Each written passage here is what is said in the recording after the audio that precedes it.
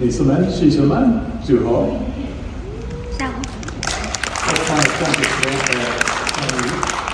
I'm going to talk about what I call the anti-aging industry.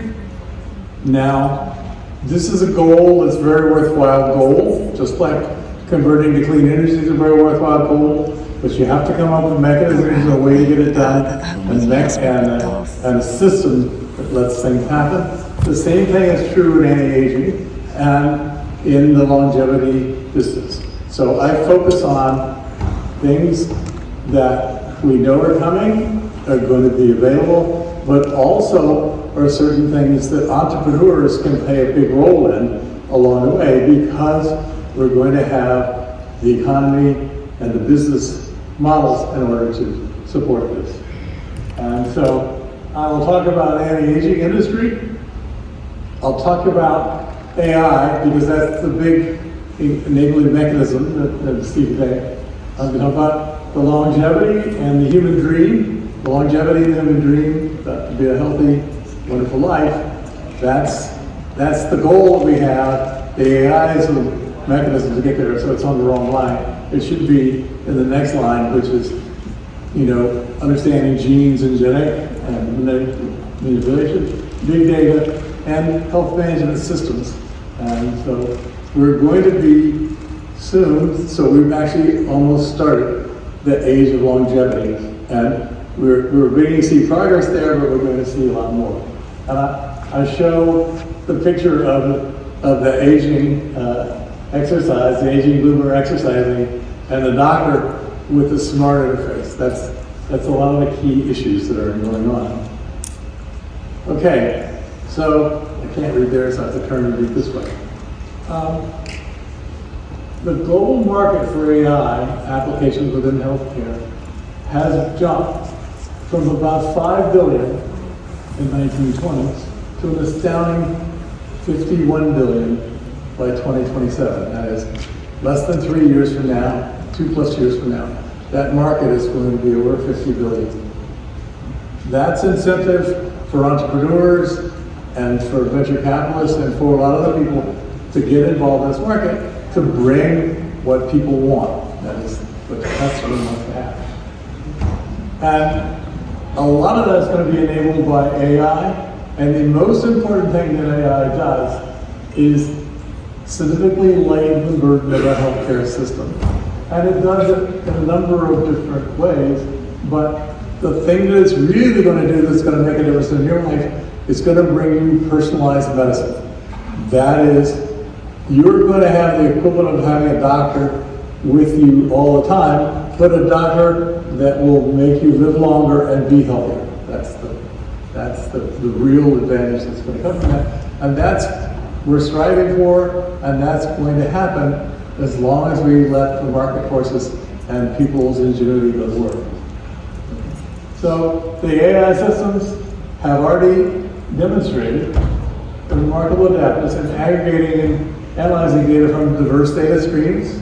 So an AI system can be monitoring your health monitor, your wrist monitor, or your whatever monitor. My phone monitors how many steps I take a day. Can also monitor what I eat. A lot of other things that it can be monitoring, plus your social media to tell about your moods and everything else, plus information about other members of your family, what else is going on. All that can be integrated together as part of your overall health treatment. So AI can do that, and it can keep track of all electronic records, your technology, your worn technology, your inputs, your own telling to your system. How am I doing today? I'm doing great. I feel better. The thing that my ankle used to hurt, but now doesn't hurt as much, and so forth. So we're going to be able to provide a tremendous input, but we're also going to avoid admission and readmission to hospitals because of this, because we're going to be able to take care of things right away. All right, and this was the anti-aging market from the 2021 up till 2027, so a couple of years from now. That anti-aging market is driven by people's desires. Some of them are desires that have to do with their health. Some of it has to do with the constant pressure from society that you should look young and healthy. Right? That is a desire of almost everyone, and it's reinforced by a tremendous number of things in society. It's in magazines, it's in videos, it's in just about everything you do, plus it's part of the social interactions between people. There's a tremendous set of stuff that has to do with anti-aging in the sense that you still look young and beautiful and attractive to the opposite sex and so on. And so if you look at that market, it's in the billions, and it's growing, and it's growing at a rate which is between 7 and 13% a year, typically, in terms of what's going on. Depends on what advances are being made. The artificial intelligence in the future comes from the deep learning. The big advance that we've had in artificial intelligence is the ability to use neural networks and to use large data sets and have deep learning about what's going on, but also to branch out over a longer space. You can have your own personal records, but you can have the records of lots of other people in the world, people who are similar to you or have similar things to you, and get more data and what are the possible range of outputs. And that's very, very important. One of the things that was very impressive when I was making this slide, this just happened, there was a clinical study, right, and that's an AI was put to use and completely halted of metastatic cancer in August of this year. That's very impressive.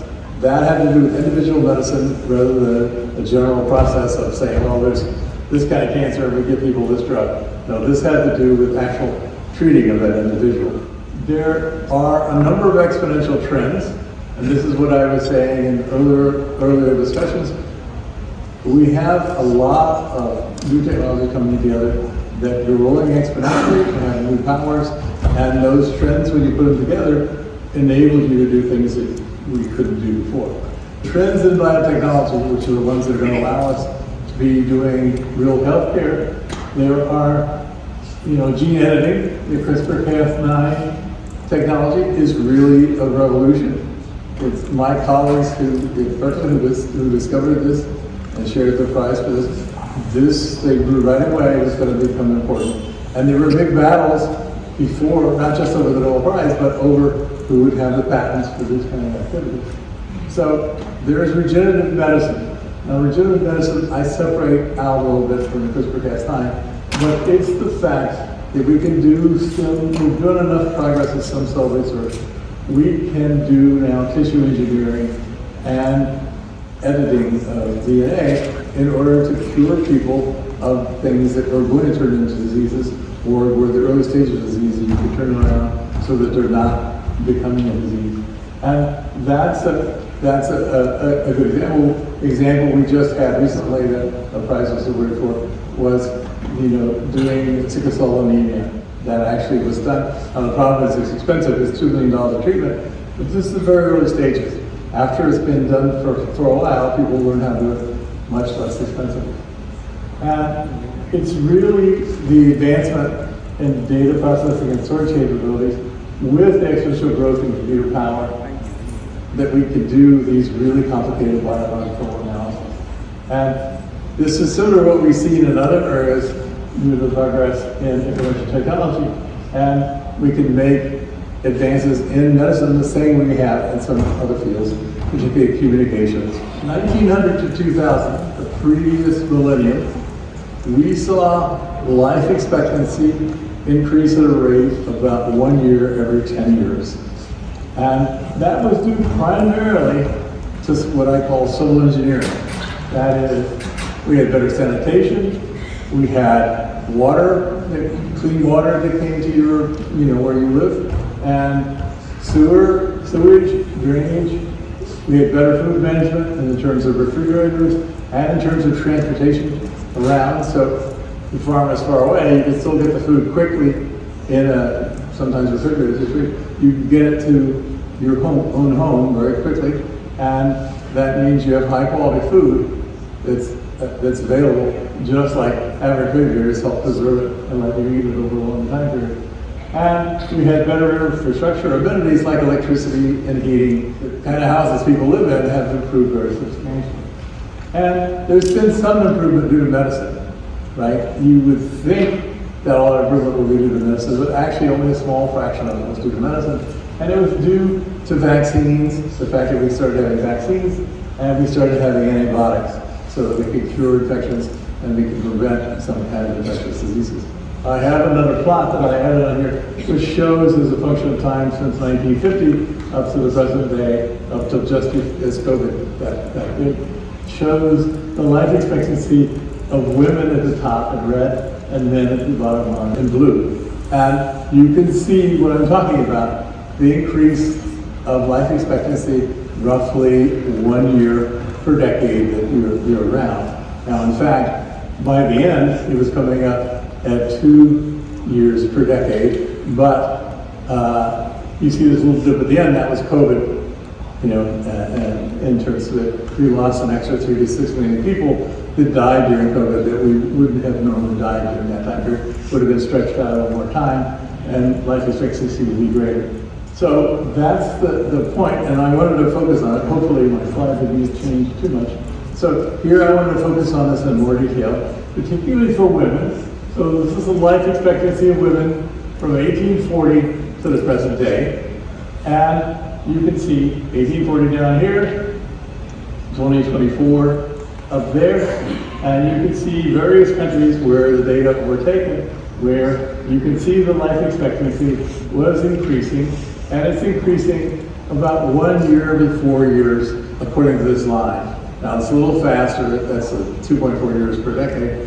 It's a little faster, and if you look up at the top, and with the red points, which are from Japan, you see 3 published reports, the dotted lines going off to the right, where there's prediction that life expectancy would top out.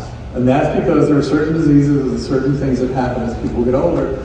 And the UN studies that were looking at that predicted that that would be the top for life expectancy, that would just level off. But they were wrong, it kept going up. And 3 times they were wrong. The last time they kind of predicted it would go up for a while and then roll over. But the fact is, it's been going up. And so people are saying, what is it that experts say, well, this factor in the way human genome works and the way humanity works limits the life expectancy? And the answer is, there were things that limited life expectancy, but we find medical cures to them, and things go up. The question that bothers me is, why doesn't it actually turn up? Why aren't we not moving to the next phase, which I expect, when we're going to be seeing that we gain 4 years every 10 years instead of 2.4 years. And so you see down here a little turn up and then it goes back down, and there a little turn up and it goes back down, and here it's just climbing. And I believe that's the same thing that I see in other areas. It is humans thinking that's a fast enough rate. That, when people get to a certain age, we don't treat them as vigorously or as well as we might, because we don't know which ones are going to live a long time and which ones are close to the end of their lives, and we don't want to spend the extra resources on people that are maybe going to die in a couple of years anyway. And so, in fact, I think this curve should turn up more than it does, but in terms of practice, medical practice, it's been just increasing slightly faster year over year. We're at the point now where we can pretty much keep people healthy on machines, not healthy on machines, but alive on machines for extended time periods. And this is a problem in certain areas of the United States, that people come up to the point where they would normally die because they have degraded, some organ or something has failed. Those people are kept alive until the family can all get there and decide that they were right, that the do not resuscitate that was asked for by the patient was actually the correct thing. And so they're often kept alive 3 weeks, 4 weeks longer than they would have normally gone through. So there's a question about that. Is that how you wish your life would be at the end? Do you want to be kept alive on a machine, or do you want to have good health and live a lot more years? And the answer of 99% of the people is we want to have good health that extends for more years. So down at the bottom, I have a plot that says, here's the lifespan, and it goes out until a certain time when people get old and the health starts degrading. And this is quite common in old people that as they get to a certain stage in life, their health starts degrading, and they often live a lot longer. You want to push that out, and you want to push the time that they're healthy. You want to push that out and square it up in a certain sense. That's what people are dreaming for, they're looking for. They like to push it out very far, and they like to be healthy and live a good life. The 2.4 years and 10 years, I think should already be 4 years for 10 years now. This is going to come back in a couple more slides. That's beginning to reach up to a threshold that's very important. Let me talk back about AI and its potential to revolutionize the path we have to longevity, right? AI is going to improve the speed and the quality of medical training and research. That is, not only can we train people better, not only we have chatbots that are very good at diagnosing people and prescribing things to people, but also tracking their behavior, but we can be training people to work with those chatbots and to also researchers to work with the AI systems in order to understand the aging thing much better than we do now. And so the AI can help with the wellness and disease prevention directly. It can do it in terms of research also. AI can help with the decision making. It's tricky when you have a really old patient to know how well they might respond to certain medical treatments. And you would like to have some background information and see how things are progressing and changing. And humans have a hard time keeping up with everything, but the AIs often can share that data across the network and help with making those decisions. And right, the AI-based tools can give a lot of access to health parameters, such as the biological age, as opposed to the chronological age, and really help inform the prognosis. And we already have AI narrowing the list of potential drug candidates, and we have AI systems now that are looking through the alpha folds, the fold, protein folding, all these other things, and saying, wait a minute, these kind of things could do certain things, these kind of things do certain things. They have a list of 1,000 human disease ailments. They have a list of nearly 500 million folded proteins, and they have a list of relatively simple drugs, really small molecular drugs. You can try and match all those things up and try and do it. And now there are companies that do that. There are startup companies that are making those matches, coming out with good drug candidates, then figuring out which ones have really a payoff. And then they're doing automated systems in which they are doing the early tests of the drugs and then starting the clinical trials. Once they get to a certain stage of the clinical trial, you sell that drug to a large pharmaceutical company to make and give to people. Another issue that AI can help with really complicated data sets. If you have the data set history of everyone in China, plus everyone in Europe, plus everyone in North America or something, you have a huge database that can tell you about what interactions might be, what genetic factors might be, a whole lot of things that will help you understand how healthcare can handle and what areas particular individuals might have so that you can look ahead if they're developing some kind of prognosis and treat it before it gets out of hand. People are living longer, and this longevity is being shaped partly by the fact that we're more skilled at what we're doing, but partly because we're making these rapid advances with artificial intelligence. And part of the issue is the AI can track the patient both when they're getting treatments and when they're getting care at home and when they're doing various things, including monitoring their health and well-being when they're out walking around with just wearables that attach things in it. And that's going to give much more precise diagnosis and improved medical research, both because the data sets are available across wise, and we can track a person, see how other people in his cohort are doing, and then see if he or she needs, to adjust in one way or another, and see what's going on. And the big factor that's going on now is what we call multi-omic. That is, the AI can support studies of exceptional longevity. There are sets of people in the world that live much longer than the average population in the world.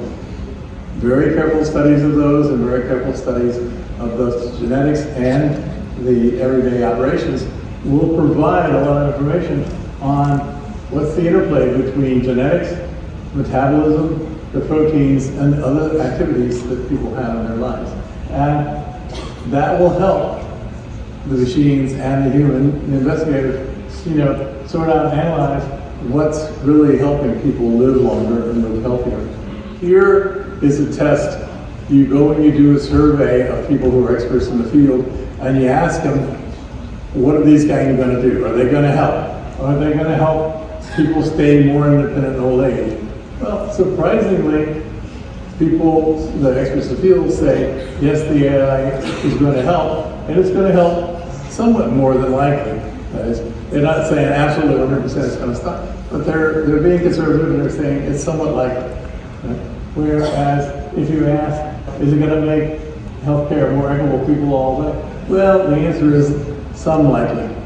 It's going to help most people, but it's going to help some people a lot more than it will help others because they have already the tools and the access and things like that. But if you look and see, almost everyone is saying it's between a little likely and somewhat likely that these things are going to happen. That's been true of a lot of things before. Sometimes there are breakthroughs, and then you have a big step forward, and people believe, oh yeah, I always knew that was going to be okay. Now here's the point that I was setting you up for.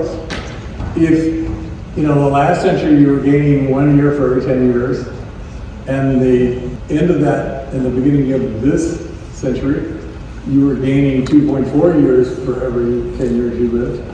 And I claim if we were doing the right things, we would be gaining 4 years for every 10 years we lived.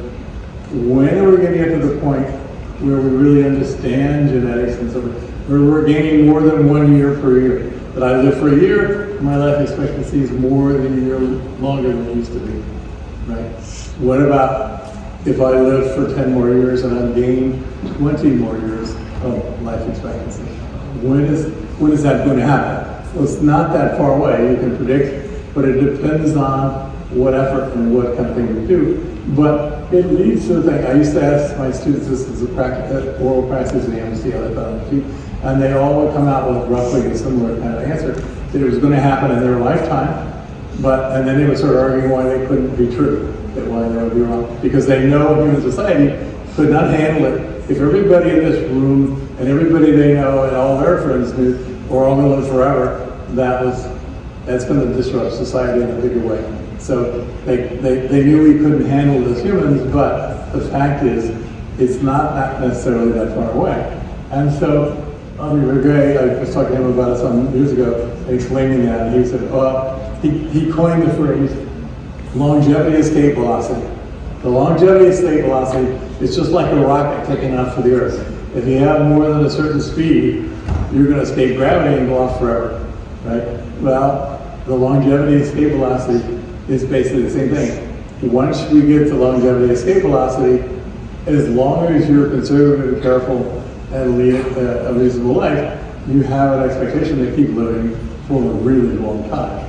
That is, you're going to escape the Earth's gravity, you're going to escape the gravity of time. As soon as you can age 1 year and gain 2 years, you've already reached escape velocity.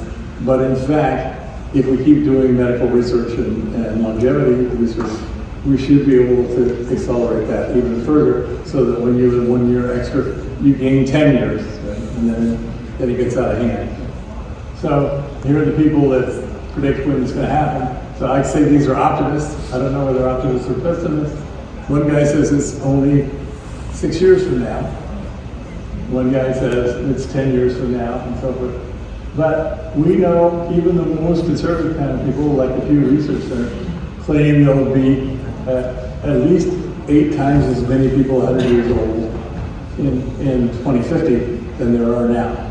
So life expectancy is increasing, and it will increase more and more rapidly. The question is it going to happen for you? Are you one of the people who is going to be mad that we didn't go to 4 years per year already, because it would already be affecting your life, and so eventually you get 10 years per 10 years, and then you have escape velocity, and you can you could keep living for as long as you're willing to put the energy into it. That's the thing we're looking at. Now that's revolutionary to a human society, but it's not exactly what people will turn down. People will pay money to achieve this. So now back to the AI-powered tools and longevity. The deep learning was the huge step forward. The making of neural nets and the availability of large data sets for training them on. That is the huge step forward that we have in AI understanding. It should be pushing us forward where we are getting the 40 years per 10 years. It's the fact that the AI doesn't care that the longitudinal data set is huge. It likes it. It's better when it's huge. It can make more precise and better understanding of what's going on. Once you have the deep generative reinforcement learning, you can put all the kinds of things that are affecting people's health and put all those factors together and see how they correlate and see what things are working and what things are not, and see what diseases you might, a particular individual might be at. You could do a DNA analysis and see what they might be susceptible to, and watch them and monitor them and make corrections. If you have their stem cells, you can actually start preparing the injections of improved stem cells back into them in order for them not to get those diseases. I separate out sort of anti-aging with regenerative medicine. Regenerative medicine is taking advantage of what we've learned about stem cells and genetic manipulation, and it allows us to take these stem cells or regenerated stem cells or regenerated cells where we've taken corrected mistakes that are in there and then put them back into the human and take care of it. Or grow externally organs and then put the person's own organ with genetic corrections in it back into the person. That is still in the relatively early stages, but it's going on in a very serious way now. Just like we have DNA printers, they can print living tissue, so we can have things that now can print skin, and so burn victims can have skin generated for them and then put over their bird skin and take care of it. And we also need to be studying the signaling that goes on between cells, and an important factor of that is the growth factors. There are signaling molecules that cells put out to each other that play a crucial role in healing and making things good. So I kind of knew about this when I was young because I would read about training, weight training and so forth, and saying that if you want to grow muscles, it wasn't enough just to lift a small weight a little bit up and down and think if you do that several times a day, you're going to get that. You had to do enough lifting that a little bit of damage was done to your muscle and you would get sore. And that's because ruptured muscle cells put out these growth factors to other muscle cells and tell them to grow more, so that you build. That's why you build muscles up when you do lifting and weight. But you have to do the right kind of lifting weight. And that's been known for quite some time because people have been doing weightlifting. They didn't know what the chemical stuff was. Now we know what the signaling molecules are. It's a little more complicated for muscles than it is for some other tissues, but it's the same basic kind of thing. So we not only have to do these kind of things, but we also have to put the growth signaling information in so that the body repairs itself. So we have treatment options. We got stem cell therapy. We got tissue engineering. We have platelet-rich plasma. This is mostly done for athletes, like the Olympic athletes, but also professional athletes in other sports, where you take the blood from the patient, from the star athlete, and you store it up and you build it up so that it is ready to repair itself. This is particularly true for orthopedic and sports medicine, where there's damage to tissues or ligament or bones, and you want to get the person back to playing again. And there's gene therapy, and in some cases, gene manipulation has been used to stimulate growth or repair damage. So this has already happened, and is a thing that I've been arguing for many years. When a baby is born, you should take the umbilical blood stem cells and freeze it so that you have basically the pluripotent stem cells for that individual human that you can unfreeze and set up and prepare to treat the possible diseases it might be having later on in its life. And actually a couple of countries have decided to do that, but I was expecting it to be a much bigger factor in China, but China is slow doing this, but not completely. There's certain areas that are saying that. But that's going to be important for the generation of people who are going to have the treatment. Medicine has really been evolving rapidly, and there's a lot of exciting possibilities, and that's what we want, because we want to be able to regenerate people and have them be strong and healthy and act like they're incredibly young. We're going to have that for individuals because we've now reached the point where we can do DNA testing of people and see what the issue is in that individual, and then try and do the repair in the DNA. Organ transplant, right? We can have intermodulation, so we can have transplant tissues from people. If there's some damage or something that happens, we can try and restore it and keep it there. And artificial organs was a big field. There's still some areas where artificial organs make sense. I think that as we push to the future, the fact that we can do the stem cells and the other kinds of manipulation means that's going to be our preferred method of treatment to try and make people as undamaged and as sort of original as well as we can. Regenerative medicine holds tremendous promise for revolutionizing healthcare because it's going to be innovative. But that's for people who are like us, who are already in their 20s or older, that don't have the stem cells. Although if you give your CAR T cells or whatever it is and freeze them, you can get a lot of this. But at some point, we're going to have the capability of taking normal human cells and returning them back to pluripotent stem cells. In that case, it's okay. Except we are accumulating errors, so you have to use more material before you can know you're getting the right DNA for that person.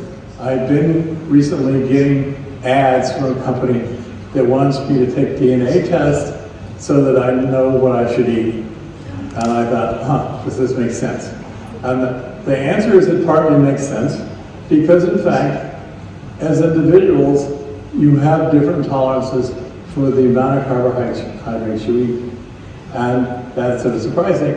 80% of the people do very well with a very low carbohydrate diet. And they are out promoting low carbohydrate diets, and that's hurting some other people. And so, but the other people, 40%, fall in each of two different categories where they can handle a lot of carbohydrates or they can handle some carbohydrates. It can tell you other things like, are you sensitive to lactose, to gluten, to caffeine? What's your optimal protein intake? There's a lot of stuff that you can actually learn from your DNA once you know how to read the DNA. And that's because we can now read DNA at a cost that's much better. When they first started to map the human genome, it cost billions of dollars to map one human genome. Now it costs about $1,000 to do that. And you can actually, from some companies, get less, but they don't scan the whole genome, they scan parts of it.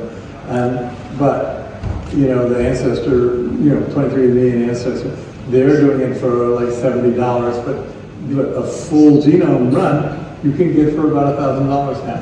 And that price is going to keep dropping. We're going to have the technologies that work it to even better.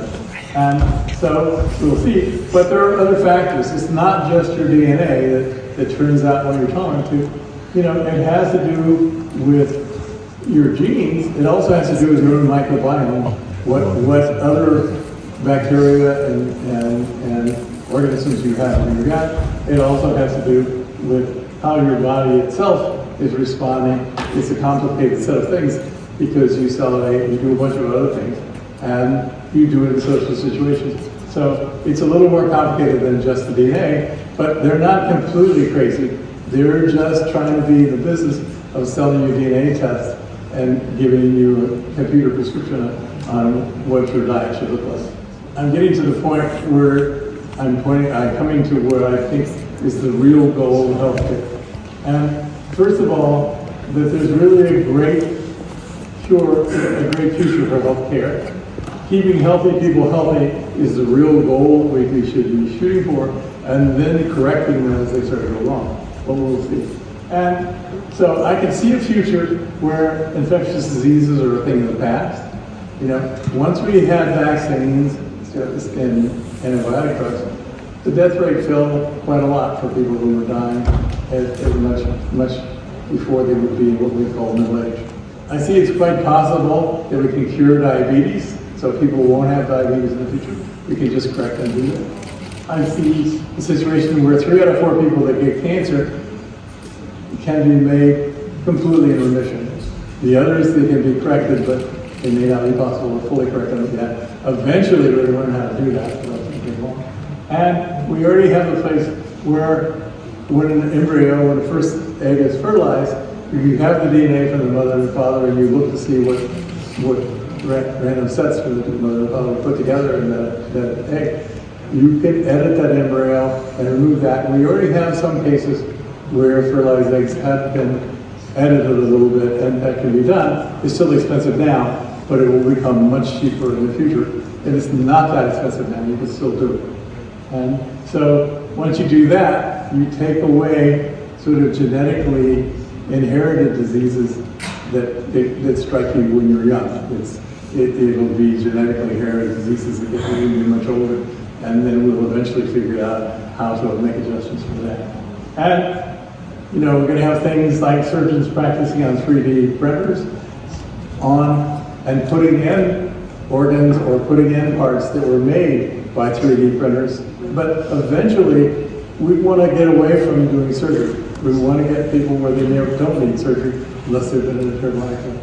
You can think about a situation right now where we already have drones that are being used in warfare that would be very simple to use to go to remote villages, collect a blood sample, and bring it back to a big laboratory where it can be analyzed extremely carefully, and then diagnosis for that. So that technology already exists, and we can do that. We can see that we're going to keep improving healthcare.